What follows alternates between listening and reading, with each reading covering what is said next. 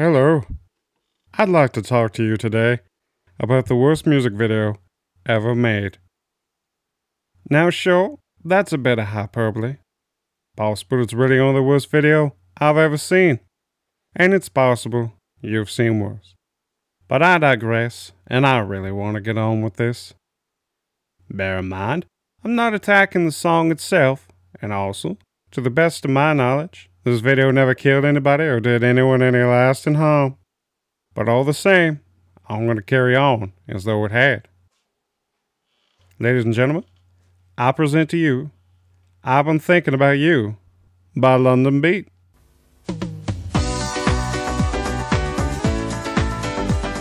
This video is a full-siege onslaught of bad imagery and subpar visuals that can overwhelm the uninitiated. So for ease of visual digestion, I'm going to break things down into a handful of broad categories. We might as well start with this goofhole with the cataract glasses. That was him on the bicycle in the first shot, and why he wheelied into this video I have no idea, other than he, Willie M., probably thought it was rad. As the song sets in, Willie has little to do, so he opts to just look like a dumbass until the guitar comes back in the mix. When he is called into action, Willie's guitar miming is actually a bit revealing. If you look at his hands, nothing he does matches up with what we're hearing from the guitar. Until that solo. That he nails, and damn if he doesn't seem pleased about it. But what I think this tells us is what Willie's actual contribution to the song was. You see, there are two credited guitarists on this track, himself and the song's producer, Martin Phillips. It's my guess that since, even by the day of the video shoot, Willie has no idea how to play his own song, that Phillips actually played the bulk of the guitar while Willie played that solo he's so damn proud of, and not much else. That solo, as well, seems to have dictated about 90% of the video's visual style, I assume. Otherwise, there's no reason at all for this cowboy and western green screenery, which, I suppose, is also entirely possible. Now, the obvious rationale to all these flying CG guitars is Goof House's guitar solo, or possibly all the equally cool parts of the song he didn't bother to learn. But these guitars are the very definition of random. They are not just random in that they arrive without any context, that they flip and rotate without any connection to tempo or rhythm. No, they're random because despite celebrating the bold, radical decision to be a song featuring the electric guitar, even though it's a track driven by vocals and drums, that isn't Willie's guitar. And for some reason, in the face of all this nonsensical jibber-jabber, the toggle switch is in time.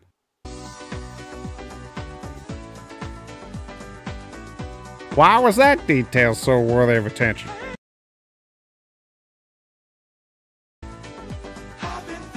First of all, if this video cost more than buying this girl lunch, I'd be damn surprised.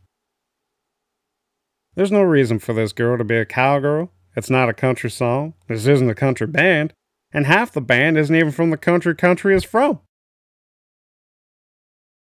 So, again, let's just blame this on Willie's guitar solo. But what is she actually doing here? Well, not a whole lot, really. We can assume she's the you he be thinking of. But there's 4 guys here, and none of them seem to be doing any more thinking than the next. And are they all thinking about her? Together? And if that's the case, why is she on that cloud? I mean, I assumed there was some sort of carnal pleasure they had in mind, but now it's some sort of group activity, and she's up there in steeply discounted, off-brand heaven. Maybe it's something else entirely. Of course, the simple answer is that she's just there to sex this thing up a little. Because, let's be honest, even for the so inclined, there's not much to look at here. But if that's her primary focus, she's not that good at it. And I'm not saying that because she's a bit British in the smile or a bit Debbie Gibson in the wardrobe. I'm saying that because, in addition to being conservatively clad, she's also modest in motion. I mean, sure, you almost get to look at her ass once, but that's more incidental than provocative. And that's not me being sexist. That's her failing to fulfill job expectations.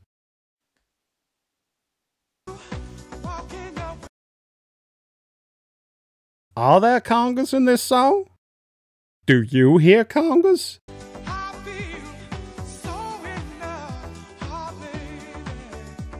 Why is this man so committed to perpetuating the myth that there are congas in this song?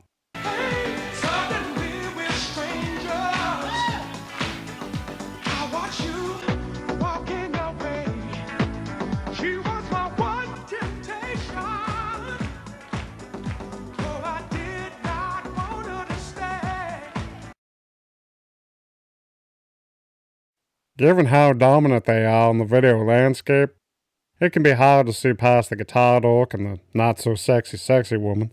But if you do, and if you can, there's a whole other treasure trove, and it's this man, George Chandler. At the time of this video, George was approximately 46 years old, and George is proof that 46 years old used to be a hell of a lot older. But it's not just that he, George, is, by the definition of the period that surrounds him, ancient. It's, well, what in the absolute hell is he doing? He's playing piano like he's playing peekaboo with a surprise his daughter brought home. There's also his dancing, but I feel that's largely a whim of the editor. It's a hell of a shuffle you got there, Georgie boy. Are your feet a tank? But then, we can't really discuss George and not address his outfit. Only Jerry Seinfeld has ever been able to make black jeans work, and even then it's hard to say they worked. And whatever attitude that leather jacket brought to the table is pretty well negated by the mock turtleneck and disco shades. And before you think I'm being out of line picking on George's sense of style, I need you to know that this was a precise, calculated choice on his part.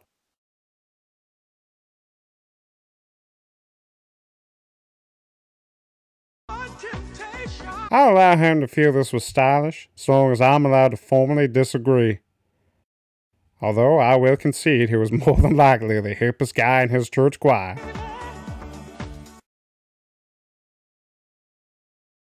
There are a few small things left, like, well, are they all actually in the same shot, or are they grouped together in post? The chroma key that this video so depends on is really bad. And that's possible it was for effect. But my guess is they were probably too close to the screen and had to make the best of it. Most, if not all, the footage is buried under filter effects, most notably the Denim Kimmy Gibbler. There's still that whole CGI horse thing, for which I have no answers. And yes, you can see the studio in Dweebhole's sunglasses. But none of this is the most surprising thing. What is the most surprising thing is that this is not the only video they made for this song.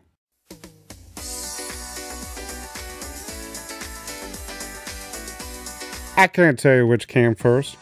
That information doesn't seem to be out there. But I can tell you that this is the one that played on TV, this is the one made available on their YouTube channel, and it's the one they tried so hard to replicate every time they mimed this song on TV.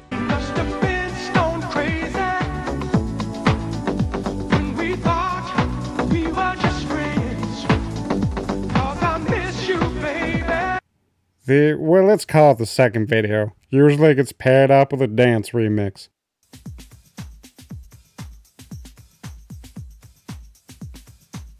However, there's something off about that pairing.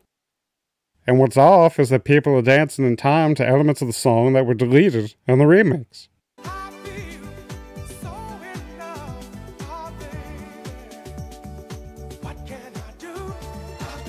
So, it's more likely that this was actually meant to accompany this version of the song.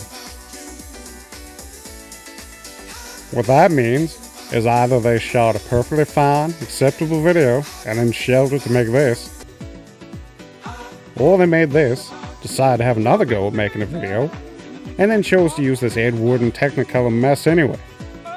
And both of these options are equally puzzling. Well, that's about all I have to say. So, bye.